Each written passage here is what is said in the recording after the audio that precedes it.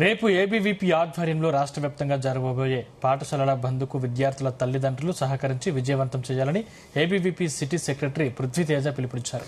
Corporate schools లో ఫీజుల దోపిడీని అరికట్టడం తమ ముఖ్య ఉద్దేశమన్నారు.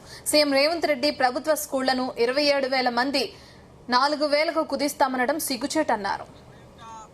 జూన్ 23వ తారీఖు ఏబీవీపీ ఆధ్వర్యంలో రాష్ట్ర వ్యాప్తంగా పాఠశాలల బంద్కు పిలుపునివ్వడం జరుగుతుంది.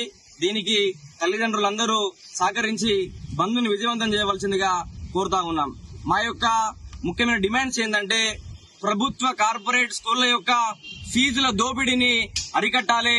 అదేవిధంగా ముఖ్యమంత్రి గారు ఏదైతే రేషనలైజేషన్ పేరు మీద 27,000 స్కూళ్లని 23,000 స్కూళ్లకు కుదిస్తామని చెప్పేసి కేవలం 4,000 స్కూళ్లకు తీసుకొస్తామని చెప్పడము చాలా సిగ్గుచేటు. ఈ వెంటనే ఈ నిర్ణయాన్ని వెనక్కి తీసుకోవాలని చెప్పేసి ఏబీవీపీ డిమాండ్ చేస్తా ఉంది.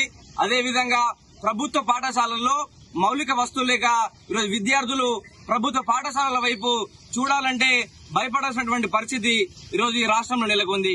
వెంటనే ప్రభుత్వ బడులలో మౌలిక వస్తువులు కల్పించాలి. టీచింగ్ మరియు నాన్ టీచింగ్ ఖాళీలని భర్తీ చేయాలి. ఖాళీగా ఉన్నటువంటి డిఈఓ ఎంఈఓ పోస్టులని భర్తీ చేయాలని చెప్పేసి మేము డిమాండ్ చేస్తా ఉన్నాం. హైదరాబాద్ మహానగరంలో ఈరోజు కొన్ని ఇంటర్నేషనల్ స్కూల్స్ పేరు మీద ఇంజనీరింగ్ విద్య కంటే ఈరోజు నర్సరీ విద్య ఖరీదైందిగా మారింది.